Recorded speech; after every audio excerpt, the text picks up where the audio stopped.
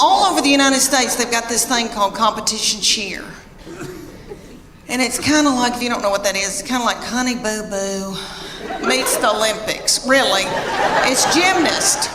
They're gymnasts. And there's one in Knoxville called the Sharks.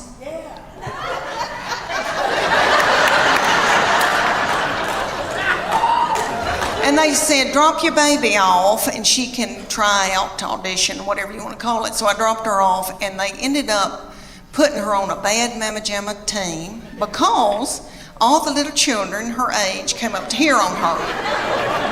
And somebody's got to throw them up in the air.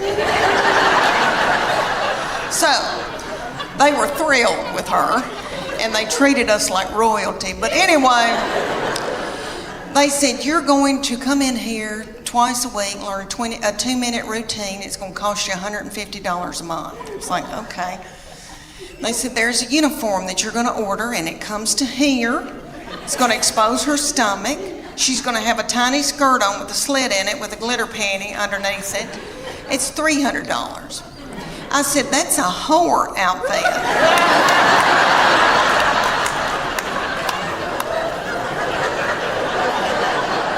And it came with its own bag of whore makeup. So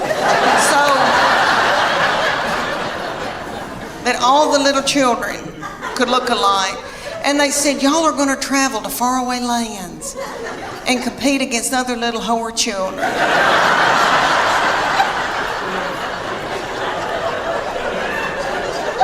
So we went to like Cincinnati or Atlanta.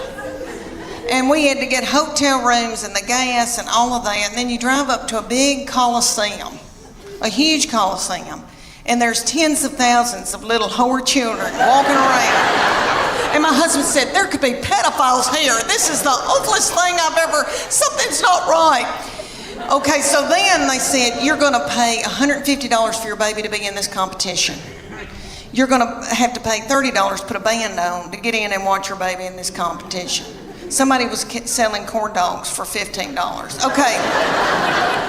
They start out with the babies, so it goes from 5 to 18 ages. So the babies come out in a tiny little skirt about the size of a napkin. And they come out to Beyonce's All the Single Ladies. And their little mamas are in their 20s. And they're not bitter yet. And they're in the front doing every move to keep their baby on track because they're babies and they need to be at home breastfeeding. So they move up throughout the day into my baby's age, and they're the reef sharks. They call out that name, honey, for 2.5 minutes. My baby throws little children up in the air, flinging little children, broken out in a sweat, working like a Trojan. Did you see my Spanx? Okay, all right. One of my girls said I look like Miley Cyrus in the Wrecking Ball in my Spanx. But anyway, so she throws these little children up. The little children she's throwing up in the air are the flyers. They call them the flyers. And they're freakishly tiny little children. I don't know where these people come from. Their mamas are freakishly tiny. I mean, I come from big people. I've got thick ankles. I can work in the fields. And the whole time she's throwing them in there, these little girls are going.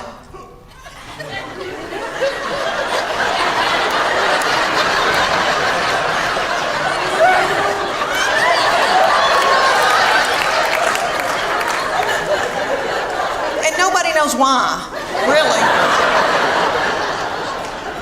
So at the end of the routine, after the 2.5 minutes, the finale, everybody hunkers down on the stage, puts their forehead on the stage, and my baby is the finale. She pops up and has a little child's foot in her hand and holds that child's foot.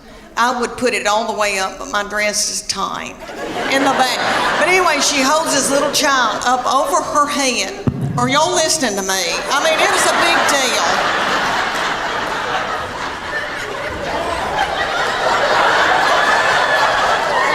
Did you hold her up over your head or vice versa? I mean, it's a big deal. So anyway, everybody went nuts. But she said, after it was over, she goes, I'm tired. I don't want to do this anymore. I'm going to go back to playing. She ended up playing volleyball the rest of her childhood. But she said, I'm keeping that whore outfit. She said, I'm going to get married in it. I took to the bed. And I ate chocolate-covered blueberries that you get at Target. And I found Netflix, and I binged watched Scandal. Have y'all seen Scandal? That first season, the chemistry between the two main characters, I think something's really going on. Anyway, it set me on fire. And so I laid up in the bed and watched that and ordered Jimmy John's from my bed. And my husband said, are you all right? But I ended up getting sciatica from laying in the bed. I didn't get bed sores. I got sciatica and then ended up having to get physical therapy that cost $1,000 because of my deductible. But anyway, but I grieve so much over my kids being gone. All right, so when my husband gets home, he's as sad as I am. When he gets home, we just stare out into space. And he's very quiet. He's an introvert. He doesn't talk. He doesn't chat. So I just sit and talk to myself. And we have 2 beagle hounds, and we just sit and kiss them in the mouth. And they are yummy. And we go to bed. And a lot of y'all look really young in here, and I'm going to scare y'all to death. But I'm going to tell y'all, look at these young girls right here. I'm going to tell y'all what your future is going to be, okay? All right, when you get to be about your mid-40s, you're going to start a thing called perimenopause. It's before you go through menopause, and it makes you crazy. And you sweat in the bed at night. Okay, and all your hormones get messed up. All right, I go to the bedroom, and I am so hot at night that I put the air on 68 because I don't want to die. My husband puts it back up on 70. And he says, you're freezing me to death. He's having to wear pajamas for the first time in our marriage. Okay. He said, I can see my breath. That's a lie. But I know he is cold because one time he had to wear a toboggan. But anyway, we get in the bed, and that big beagle, who is 10 years old, a boy named Augie, who is so sweet. My husband spoons him in the bed. And then we've got a new little beagle that is a pocket beagle, and her name is Gigi, and she is so yummy. And she had a nervous tick when we got her, and she ate our couch. But other than that, I love her. And she gets in the bed, and she backs her little butthole up against my head at night, right here.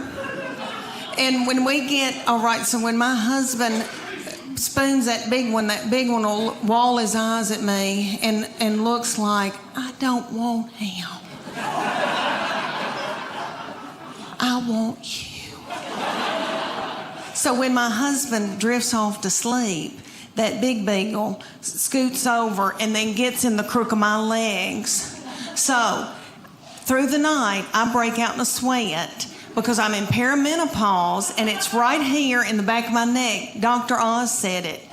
Okay, so then I'm sweating like I've done Zumba all night. And my husband snores. It depends on if he's put on weight. If he's stressed out at work, he'll put on weight. He'll eat a bunch of white flour. And then he snores a different way. But if he's playing tennis and he's watching what he eats, this is really how he snores. He starts going, pew, pew, pew. It's enough to kill you. Okay, you can set a watch by it. Sometimes it's just a puff of air, and it's on my head with a butthole right here, with a big beagle right here. So that's your nighttime routine of perimenopause. Look at how beautiful they are. See, they still have their bloom. Good for y'all. Y'all are probably out doing yoga. Okay, I have given up. All right. Thank y'all so much for watching my special.